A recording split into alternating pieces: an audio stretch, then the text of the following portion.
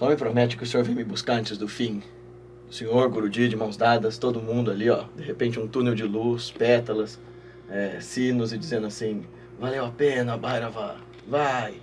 Toda essa maluquice no planeta Terra valeu a pena. Oi, você tá aí? Até tocar flauta, mas o quê? Porque eu me perdi aqui na loucura. Qual loucura?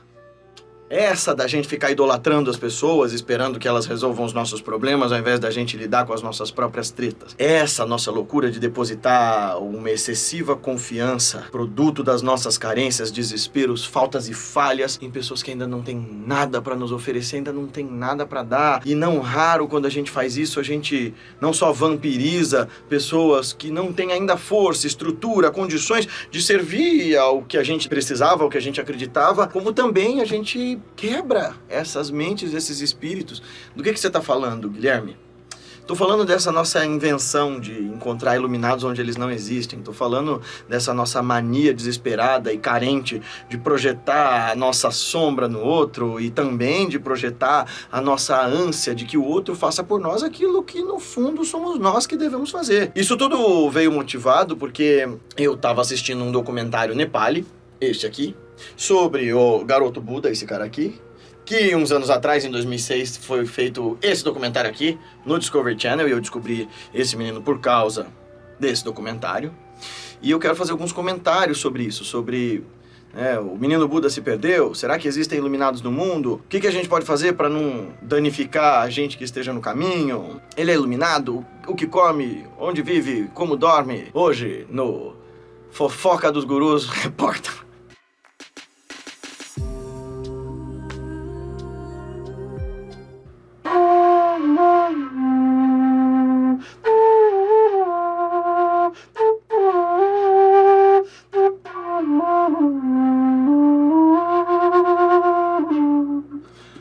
Às vezes eu penso que o meu negócio deveria ser ficar tocando flauta numa pedra em cima de uma montanha e deixar de falar dessas coisas, porque será que tem alguém ouvindo? Sei que tem um monte de gente ouvindo, eu agradeço de coração. Cada uma de vocês, os que estão desde antes, os que estão agora.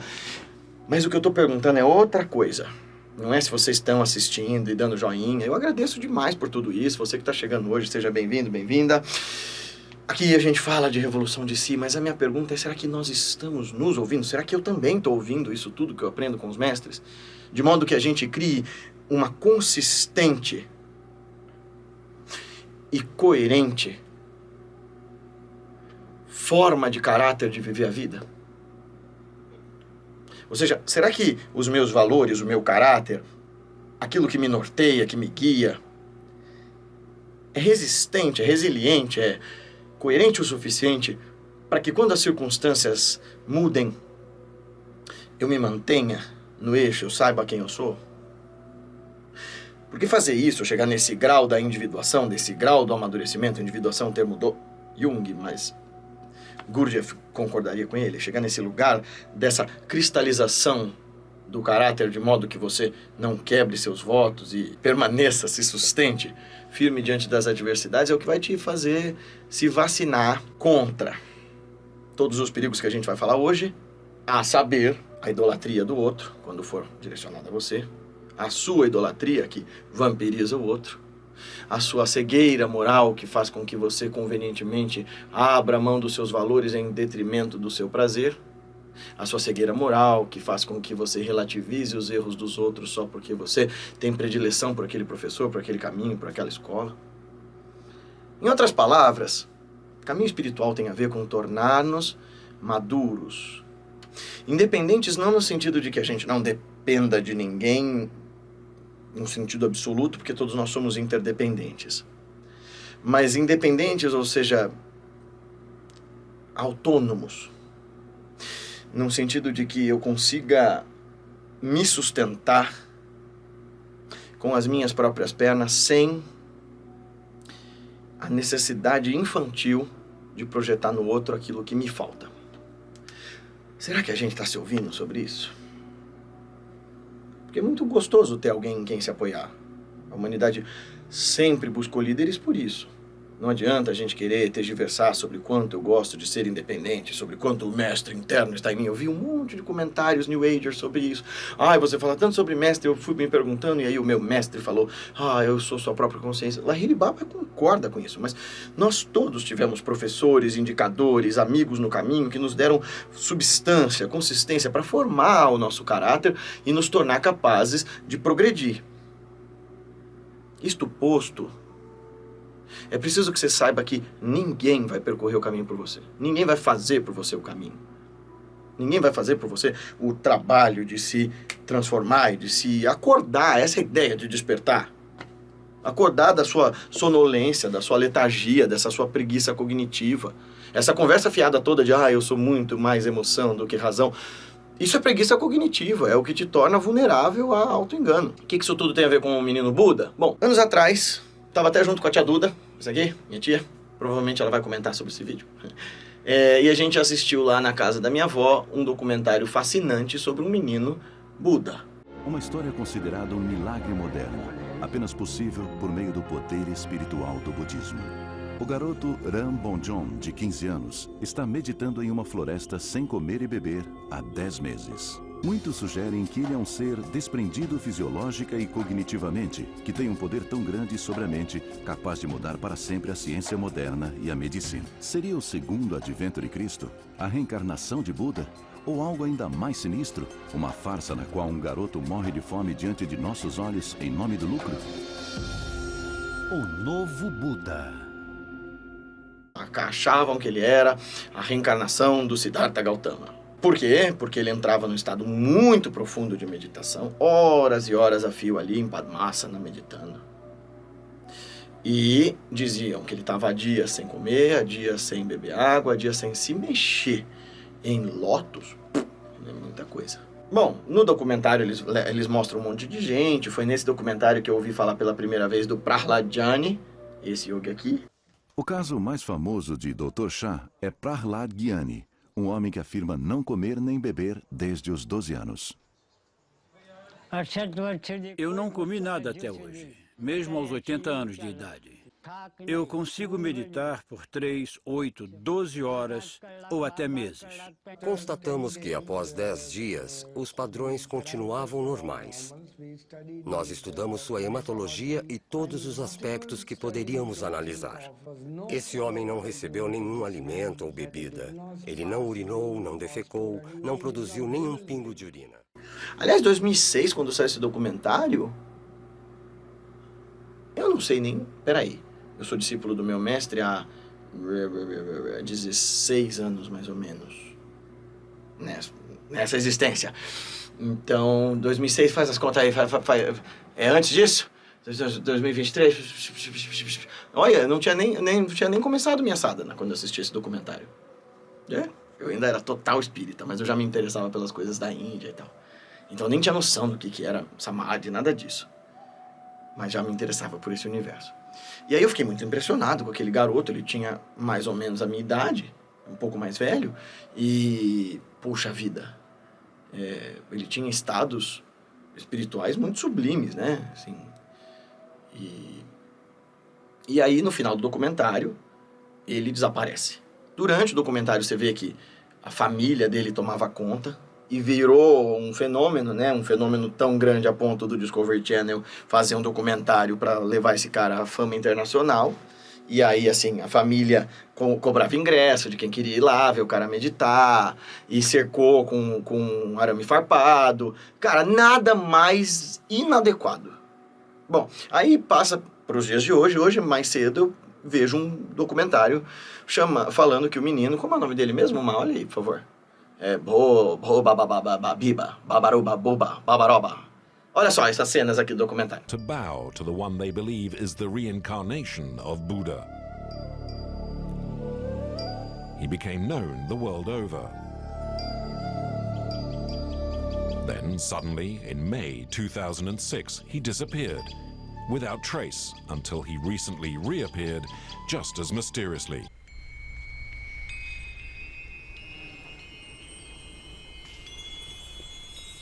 The little Buddha's face was hidden behind his hair. Only a corner of his mouth was visible. and for 4 straight days he sat motionless. Então ele estava assim, quando o documentário do Discovery aconteceu. Eu, anos depois, vi algumas filmagens, alguns vídeos dele dando ensinamento aqui, assim, já de cabelão comprido e tal. Não vi nada de novo, assim, estava ensinando budismo, é isso, falando de compaixão, bondade amorosa, mas, eu vou fazer um grande retiro para poder ensinar a próxima grande verdade, que era o que ele falava. Não vi nada de novo ali. E eu lembro, inclusive, que a monja Quen, na época eu frequentava o Zendô lá dela, né, o templo da Sensei Monja Quen, e perguntaram sobre esse menino, e ela disse, olha, do ponto de vista zen, não tem nada de Buda ali, assim, pode ser que ele seja um praticante, mas não, para nós não é Buda, a gente não reconhece como tal, não é nada disso, assim. Inclusive, há controvérsias em relação a esse garoto. Eu achei até estranho, né, porque tinha uma série de milagres reportados sobre ele. E aí, esse documentário que eu vi hoje, qual é o nome dele? Ram Bahadur Bonjam. Bonjam. Bonjam. É isso aí. Isso. Ram Bahadur Bonjam. Isso aí. Obrigado. Esse documentário Nepali fala que o cara é um desastre.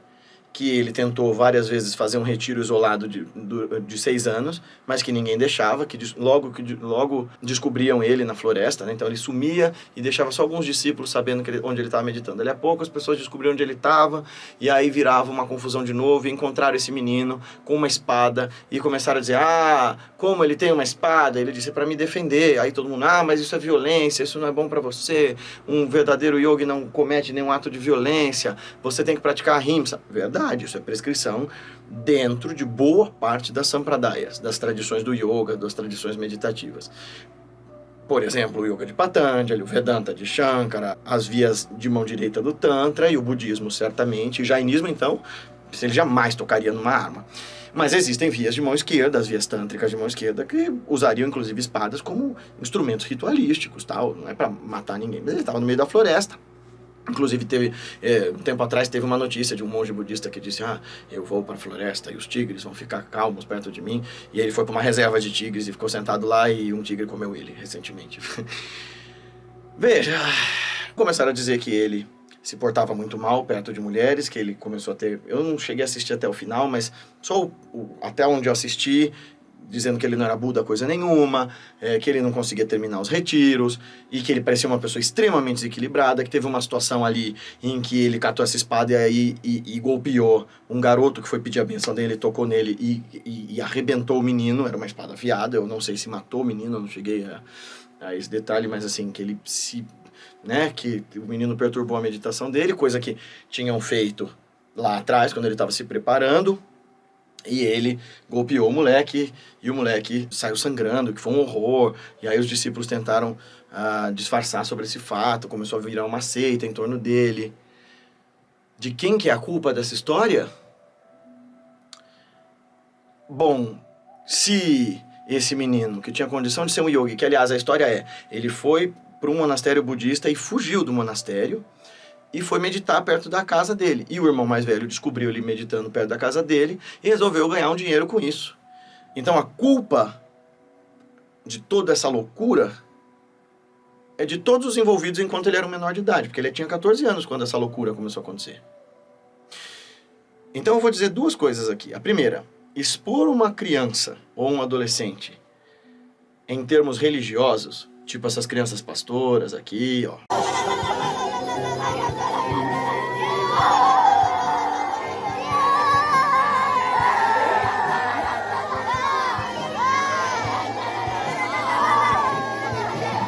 Isso é um crime. Isso é de uma violência. Eu demorei anos para saber que essa criança aqui, que estava ali na Ana Maria Braga, tão eloquente falando de espírito, estava, na verdade, se expondo a uma violência absurda que ia prejudicar profundamente um desenvolvimento saudável da sua psique, do seu corpo emocional. Eu tive muita sorte de ter bons mestres, excelentes amigos, uma ótima família que me ajudaram a me recuperar do trauma, inclusive de ser exaltado dentro de um contexto religioso e depois ser escorraçado. O ser escorraçado, inclusive, por mais traumático que tenha sido, penso eu que foi uma das coisas mais benéficas que me aconteceu, porque me ajudou a baixar a bola. Mas o problema desse menino, como essas crianças expostas na religião, não está exatamente na prática deles. Primeiro porque criança quer chamar atenção. Adolescente também. Criança quer se sentir pertencendo. E se as pessoas em volta não dão a atenção adequada a isso e, ao contrário, projetam suas carências e suas faltas nessas pessoas, você está arruinando a vida desse futuro jovem. E você está projetando, você está criando ali um possível monstrinho. É preciso que a gente fale sobre isso, sobre essas nossas carências que fazem a gente projetar santidade, grandeza espiritual em quem não a tenha. Então essa é a primeira coisa que eu tenho a dizer, assim, olha, não cometa esse tipo de violência com uma criança. E aí, a questão toda é, como é que a família vai resguardar essas pessoas e não projetar suas ganâncias e esperanças em cima delas? Porque, guardadas as devidas proporções, é meio o lance lá da Larissa Manoela, sabe? Os pais ganharam dinheiro em cima dela e o resto é essa história trágica que a gente tá vendo. Não foi o meu caso, também nunca ganhei dinheiro com o rolê espiritual. Ao contrário, me atrapalhou bastante constituir a minha profissão durante um tempo. Eu tinha que ouvir, eu ouço até hoje, um monte de gente falar: você cobra pelas suas aulas de meditação? Sim, eu estudei para isso, eu me formei tecnicamente para isso. Você cobra pelas aulas de filosofia? Sim, eu me formei tecnicamente para isso. Você pergunta isso pro seu professor na escola? Não. Mas aí, não, mas você é um cara espiritualizado, então você não pode. Então, posso sim, eu tenho formação para tal, eu fiz para isso. Eu não tô cobrando atendimento espiritual nem nada disso, mas foi nesse nível. Mas assim, guardadas as devidas proporções, com o menino Buda foi o que aconteceu. A família ficou desesperada para ganhar um dinheiro em cima daquilo, e ao invés de resguardar aquele praticante até que ele chegasse onde ele tinha que chegar, não, transformaram aquilo num circo. E as pessoas ao redor pioraram. Gente, tinha filas absurdas para ver o cara. Isso deveria ser proibido. Não tem nada mais ultrajante do que você perturbar a prática de alguém que ainda não chegou lá. Há inúmeros relatos dentro dos Vedas e tal, como histórias para ensinar a gente essa etiqueta de como se portar diante de um yoga em prática. Tem um conto, inclusive, de príncipes, de uma geração de 100 príncipes, filhos de um único rei, que caíram num buraco em que estava Kapila Acharya, o Kapila Muni, o fundador da escola Sankhya. E eles não saudaram o Kapila, ou seja, continuaram fazendo a arruaça onde ele estava meditando, ele abriu os olhos e desintegrou todos eles. É uma forma de dizer, mano, não perturbe a meditação de um yogi, deixa ele lá. Ele já se apartou do mundo para não ter que lidar com as nossas tretas, sabe? Então, o primeiro aspecto, eu já estou falando do segundo aspecto junto, né? Então, o primeiro aspecto é não violente uma criança, deixa ela constituir a vida dela. Guilherme, mas e se a pessoa tem uma grande inspiração, uma grande inclinação ao espiritual, e você vai drenar isso, você vai podar isso? Vai! Porque em algum grau a pessoa tem que aprender a viver a vida prática. Eu tô cansado de ver gente que foi para monastério muito jovem e que depois de alguns anos descobria que não era nada disso e que eventualmente descobria que esses mestres não eram tão bons e aí caem em depressão e aí são vítimas de abuso porque elas não tiveram a vocação para fazer o que estavam fazendo. Eu acho que vida espiritual tem de alguma maneira que passar pela vida prática. Eu acho que Shri Adi Shankaracharya, embora ele mesmo tenha ido para o mosteiro com 13 anos porque a vocação dele era para isso, Shri Adi Shankaracharya descreve com bastante acuidade para nós, ele e os outros gurus que vão falar dos 4 ashramas, as fases da vida que a gente tem que cumprir para perseguir a vida espiritual. Ele diz, olha, nós temos que ser brahmacharya, ou seja, estudantes. Depois a gente tem que ser grihastyas, chefes de família que trabalham, que se formam, que estudam, que vivem a vida real. Então a gente pode ser vanaprastha, aposentados, a gente vê os nossos netos, a gente se afasta do trabalho. E só então, quando você cumprir uma vida satisfatória, aí você pode ser um sannyasi sem o perigo das neuroses e frustrações. Porque a gente fetichiza demais a vida espiritual. Guilherme, você está dizendo então que a gente só tem que começar a vida espiritual na velhice? Não. Até porque, na minha tradição, a gente acha que a gente tem que fazer isso desde cedo. Lahiri Baba dizia que você pode receber Kriya Yoga a partir dos 13 anos. Mas é necessário que você saiba viver a vida real. Esse menino, por exemplo, que não sabe se portar com o outro, que tem seus desejos sexuais e aí começa a abusar de discípulos, é simplesmente porque ele nunca teve um desenvolvimento cognitivo saudável para saber o que ele pode e o que ele não pode. Porque desde cedo estão dizendo para ele que ele é o Buda. Então, se eu sou o Buda, eu posso o que eu quiser. E a outra coisa dentro de um caminho espiritual, essa é a razão pela qual eu falo o tempo todo que todo mundo precisa de mestre. E você precisa de uma sampradaya viva. Você quer trilhar um caminho místico, um verdadeiro caminho místico, para além da meditação como um ato de tranquilizar a mente, de diminuir o estresse, porque tudo isso é válido, é digno. Você quer fazer yoga para além dos benefícios da yoga terapia. Você quer realmente trilhar a via do yoga? Ache um grupo de praticantes vivos. Não inventa essa história de que estou recebendo informação, vou fazer a prática sozinho, vou para o meio do mato. Todo mundo que eu conheço que tentou fazer isso por conta própria, eu tenho um amigo que se enfiou na Amazônia porque achou que ia se iluminar porque ia virar o próximo Buda. Não preciso nem dizer que não deu certo. Não existe isso. Não dá para praticar sozinho, ainda mais num mundo como o nosso. Esse menino é um claro exemplo. Ele estava lá no mosteiro, ele não quis seguir o treinamento, fugiu do mosteiro, e aí todo mundo começou a endeusar ele. Se ele era um yogi espontâneo, como é o caso desse cara aqui, Lama Govinda, esse cara aqui. Esse cara foi o contrário, né? Esse cara, desde cedo, os lamas iam até a casa da mãe dele, batiam na porta e diziam: olha, ele é uma reencarnação, ele é um tulku, ele é uma reencarnação reconhecida, ele é um yogi, ele tem que ir para o mosteiro agora cedo. E a mãe dele tocava eles fora, falava: pode ir embora, meu filho não é tulku coisa nenhuma, ele é meu filho, ele vai viver uma vida normal. Não vai ser lama coisa nenhuma. Só que aí ela não deixou ele receber o treinamento formal desde cedo, mas aquilo era tão absolutamente irresistível para ele, que eu não lembro se ele chegou a casar, mas eu sei que constituíram uma vida bem normal para ele, ele largou tudo e virou um yogi. E ele é um yogi de um nível altíssimo que os lamas vão até ele para pedir conselho. Mas ele fez a prática, ele se isolou, ele precisa de silêncio para fazer isso. Veja, eu falo toda hora para vocês daquele meu retiro nas fogueiras, né, o Panchagni Tapasya. Não tinha ninguém de fora assistindo aquilo, né? Eu não tô nem falando que eu tava fazendo um procedimento técnico para me iluminar, eu tava fazendo uma tapasya específica que meu mestre pediu. Não tinha ninguém assistindo, não era circo. Quando eu vou pra Índia em retiro, as práticas que eu faço, que nem essa prática que eu fiz aqui em Arunachal, lá no topo da montanha, ou essas nas cavernas, tem algumas pessoas que estão comigo, que são os meus amigos, mas ninguém fica chamando ninguém. Ao contrário, quando eu tô meditando num templo e a galera começa a cercar, os meus amigos afastam. E eu não sou autoproclamado Buda, coisa nenhuma. Então, assim, você quer fazer sua prática, peça orientação de uma sampradaya viva. Por quê? Porque eles vão te ajudar a aterrar seus pés no chão. Você vai começar a achar que seus estados são os mais sublimes do mundo, e ao começar a comparar com os do seu mestre ou os dos seus colegas, você vai descobrir que, olha, eles são comuns, ou olha, eles são delusões. Então, e aí você também vai ter noção, né, de como é que você vai agir, qual é a etiqueta para agir no mundo. Porque esse menino não teve.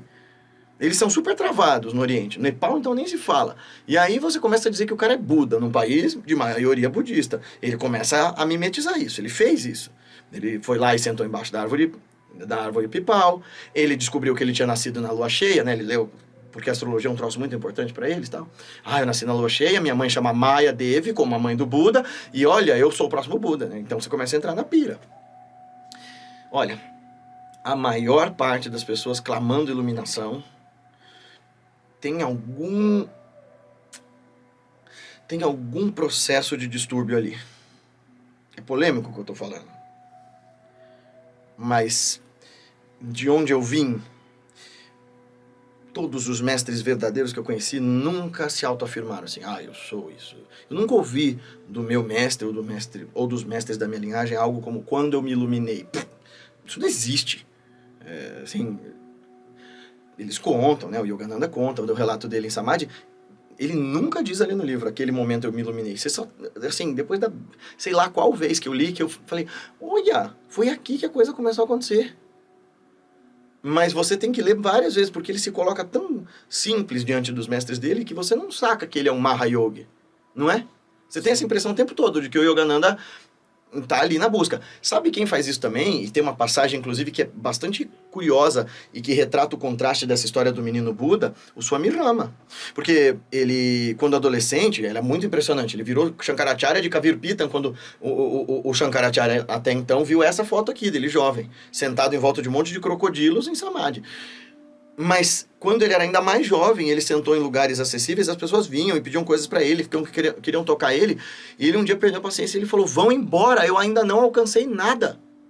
Quer dizer, eu ainda estou fazendo prática, eu não tenho nada para ensinar. Eu não sou o santo que vocês estão projetando. o último recado que eu dou nesse vídeo é... Porque toda hora, inclusive, eu escuto assim, as pessoas dizerem: ah, você nem parece um yogi, você é muito agitado, blá, blá, blá, blá. Com coisa que você sabe o que é um yogi, com coisa que você já foi pra Índia. Na moral, assim, eu não tô nem me autopromovendo aqui, eu tô dizendo... Vai chegar perto de um yogi, nata, e ver se ele é calmo, zen, tranquilo. Maluco, se você chegar perto invadir o espaço dele que ele não te autoriza, ele vai te sentar a porrada. E é a forma como ele age. Os natas, inclusive, eram uma casta, um secto de yogis guerreiros. Eles, peladões, pegaram em armas para defender os templos de Shiva quando os muçulmanos invadiram. Então eles têm esse ethos, assim. Então, não há um estereótipo. E não é porque uma pessoa pratica que ela é melhor que você, ela é só uma pessoa que pratica. Porque a gente precisa considerar isso sobre o menino Buda, tá? Ah, mesmo que a história dele estar em jejum fosse mentira, é fato que ele passava o dia inteiro em Padmasana sem se mexer. Você já ficou 20 minutos em lótus? Como foi a primeira vez, Matheus, você tentou ficar em lótus 10 minutos? A perna sumiu. É insuportável, né? A dor é insuportável. Então, assim, não dá pra dizer que ele não era um yogi com sincero desejo de fazer a prática. Tava ali, ele tava fazendo. O problema são as pessoas que projetaram e ansiaram coisas nele que nunca deixaram ele desenvolver. Encruou com o caminho do menino. E aí ele ter virado um biruleibe, né, um completo descompensado, tem um monte de causas. Ah, mas estava no caráter dele. Pode ser que aquilo tivesse como semente. Ninguém disse que os yogis que se iluminam nascem perfeitos. Não é isso que diz o mantra, o Mani Padme Hum, né? Do lodo nasce o lótus, é daqui, dessa nossa confusão, dessa nossa sopa de problemas que vêm os iluminados. Então, é quando eles se defrontam com os problemas do mundo que eles resolvem sair dele. Não sei qual é o histórico desse menino, mas que ele tinha um grande potencial, é só você ver pelo tanto de sadhana que ele fazia, nossa, ele tinha, mas zicaram tudo isso quando transformaram o cara numa atração circense. Então cuidado para você não transformar a sua prática, ou o seu caminho, ou ainda o seu mestre, ou ainda seu professor, ou a sua tradição em circo para entretenimento do seu ego e dos outros. Eu me preocupo muito com isso, assim. Eu falo agora um pouco mais dos meus estados, porque os meus mestres pediram e disseram, olha, você tem que mostrar aqui um cara que não é iluminado, tá vendo? Um cara que não é um santo, ele só faz, ele pode ter esses estados que os mestres falaram. É isso. Não confunda um praticante que faz a prática com alguém que chegou lá. Porque... tem uma coisa, essas coisas nem existem. Existem, você já praticou o tanto que os textos prescrevem para você dizer que não existe? Não, então fica quieto e pratica. Então quem pratica é extraordinário. Depende, uma pessoa que consegue fazer, sei lá, uma maratona extraordinária, de certo ponto de vista, sim. O Neymar jogando bola, dizem que é extraordinário. Eu nem entendo de futebol para te dizer isso, mas eu sei que ele, enquanto ser humano, é uma pessoa execrável, que sofre do mesmo problema. Ele foi idolatrado desde muito cedo e usado como comércio para os pais. Então, olha, 2 conselhos sobre esse vídeo, para fechar esse vídeo. Em primeiro lugar, gerações mais velhas não deveriam depositar suas esperanças nas crianças uma vez que elas fracassaram em cuidar de si mesmas, seja no âmbito coletivo, seja no âmbito individual. A segunda coisa, não projete as suas carências em pessoas que estão só fazendo aquilo que você não teve culhões de fazer. Então... proteja os praticantes que querem praticar, cuida um pouco mais da sua vida ao invés de esperar que alguém vai cuidar dela, respira fundo e faça a sua sadhana sem esperar que algum iluminado vá fazer ela por você. Porque o lance todo sobre esse menino Buda e a grande cagada dessa história toda é, ninguém estava preocupado em receber ensinamento e praticar como ele, todo mundo queria milagre. E ali a coisa começou a se estragar completamente. As multidões, aquelas filas inteiras indo atrás dele, não queriam ensinamento, elas não queriam sadhana. Elas queriam milagre, inclusive queriam deixar ele meditar, porque, enquanto ele meditar, ele vai irradiar alguma coisa que vai me livrar do meu karma, vai fazer isso, vai fazer aquilo, e vai alimentar os meus delírios. Uma das coisas que a meditação tem de fazer por você é cortar os seus delírios, mostrar as coisas como elas realmente são. Corte os seus delírios, não projete suas carências nos outros, sobretudo em gente menor de idade, e faça a sua prática antes de esperar que o outro faça por você. Até mais. Gostou desse vídeo? Então não esquece de compartilhar com seus amigos em todas as suas redes sociais e fazer com que essa nossa Sangha Online, esse nosso trabalho, essa nossa comunidade de pessoas que praticam juntas, cresça e essa mensagem se espalhe, transformando mais vidas. Dá uma olhada no nosso clube de membros. Lá vai ter um monte de conteúdo exclusivo, uma série de lives e de leitura de ensinamentos, poemas e textos dos mestres que ajudem a gente a desvendar os caminhos da nossa consciência e realizar de fato a revolução de si, nos tornando hoje melhores do que nós fomos ontem e amanhã melhores do que nós somos hoje. Até o nosso próximo vídeo. Até mais!